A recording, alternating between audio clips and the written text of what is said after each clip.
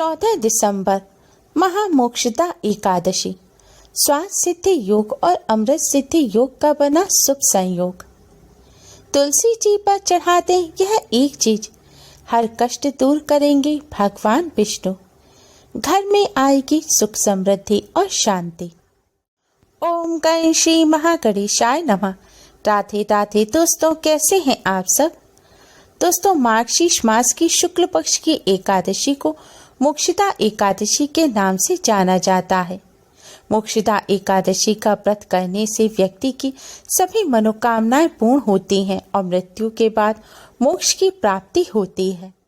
इस व्रत का पुण्य फल अपने पितरों को अर्पित करने से पितरों को नरक की यातनाओं से मुक्ति मिल जाती है और पितरों को मोक्ष की प्राप्ति होती है।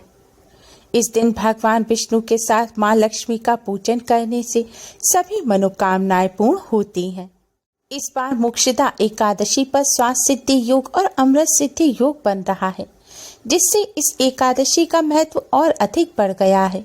यह दिन भगवान लक्ष्मी नारायण को प्रसन्न करने के लिए बहुत ही खास दिन माना जाता है। मोक्षदा एकादशी के दिन ही भगवान श्री कृष्ण ने श्रीमद्भगवत गीता का उपदेश दिया था, इसलिए इस दिन को गीता जयंती के नाम से भी जाना जाता है। इस दिन गीता का पाठ करना या श्रवण करना बहुत ही शुभ और मंगलकारी होता है।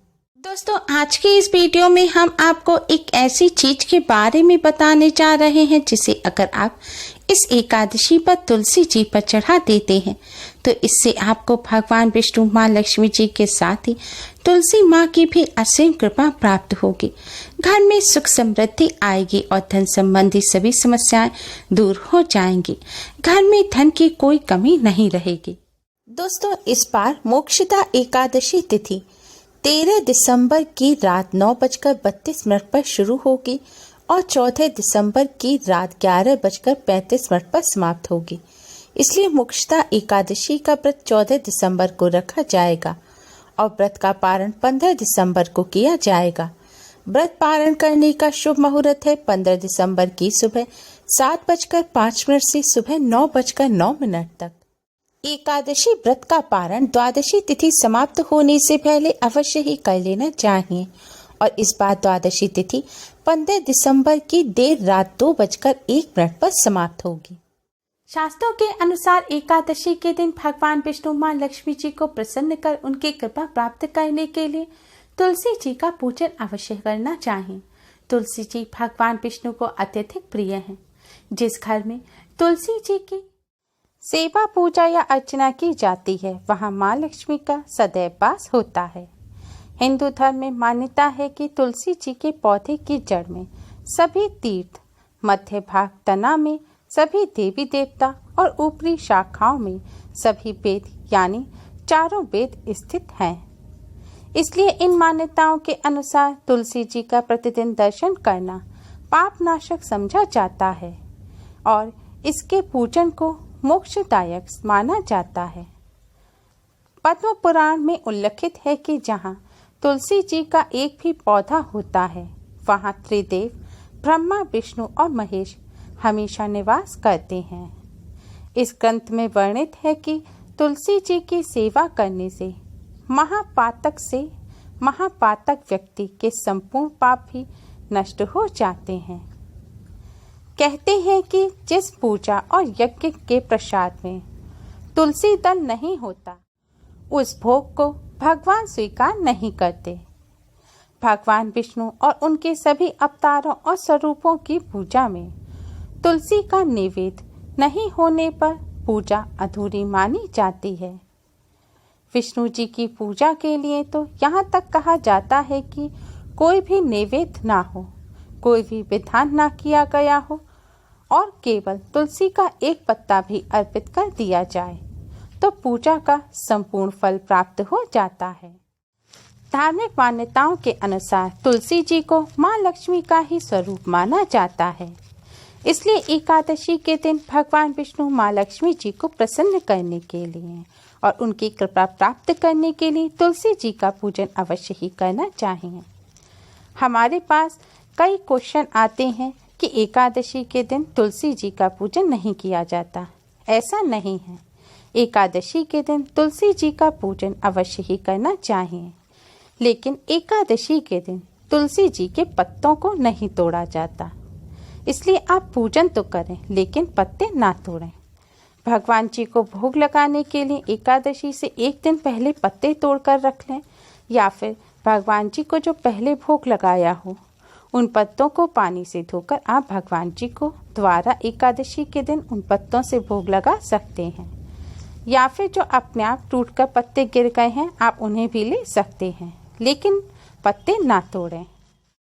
एकादशी पर भगवान विष्णु, माँ लक्ष्मी तुलसी जी को प्रसन्न करने के लिए तुलसी जी पर चढ़ा दें। ये एक चीज हर कष्ट दूर करेंगे भगवान विष्णु।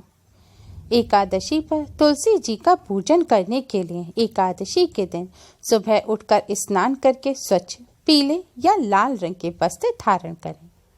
इसके बाद एक शुद्ध लोटे में जल भरें, उसमें एक चुटकी हल्दी डालें और थोड़ी सी शक्कर डालें।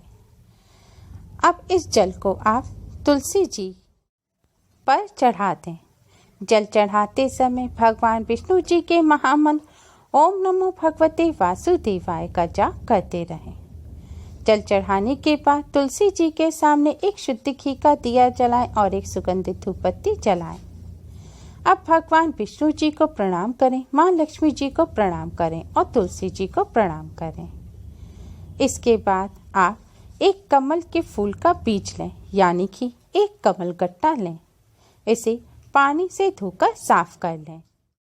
अब माँ लक्ष्मी के चरणों का ध्यान करते हुए कमल गट्टे को तुलसी जी के चरणों में, यानी कि तुलसी जी की जड़ के पास चढ़ा दें। कमल गट्टा माँ लक्ष्मी को अत्यंत प्रिय है। धार्मिक मान्यताओं के अनुसार जिस जगह कमल गट्टा होता है वहाँ पर माँ लक्ष्मी सदैव वास करती हैं। धन की देवी माँ लक्ष्मी कमल के फूल पर विराजमान रहती हैं एवं माँ लक्ष्मी का पूजन कमल के फूल के बिना अधूरा माना जाता है। कमल के पांचों अंगों में माँ लक्ष्मी का वास माना जाता है। माँ लक्ष्मी यानी कि माँ कमला को कमल के फूल का हर एक अंग प्रिय होता है, जिसमें सर्वाधिक प्रिय कमल का बीज यानी कि कमल गट्टा होता है। शास्त्रों के अनुसार एकादशी के दिन तुलसी जी को कमल गट्टा अर्पित करने से भगवान विष्णु के साथ साथ माँ लक्ष्मी जी की भी कृपा हमेशा बनी रहती है, क्योंकि तुलसी जी को माँ लक्ष्मी जी का ही रूप माना जाता है। आज के दिन तुलसी जी को कमल गट्टा अर्पित करने से धन संबंधी सभी समस्याएं दूर होती हैं। धन की देवी माँ लक्ष्मी का सदैव वास होता है। माँ लक्ष्मी प्रसन्न होकर धन धान्य का आशीर्वाद देती हैं। तुलसी जी को कमल गट्टा अर्पित करने के बाद भगवान विष्णु जी के महामंत्र ओम नमो भगवते वासुदेवाय का 11 बार जाप करें।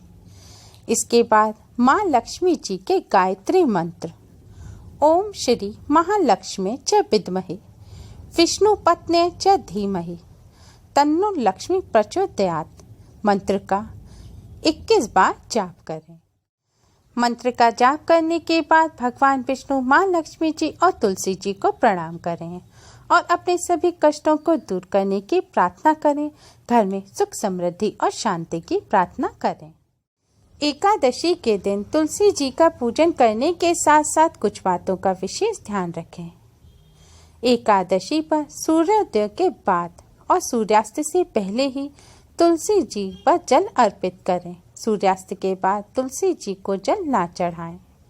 महिलाएं पीरियड के दौरान तुलसी जी का पूजन ना करें।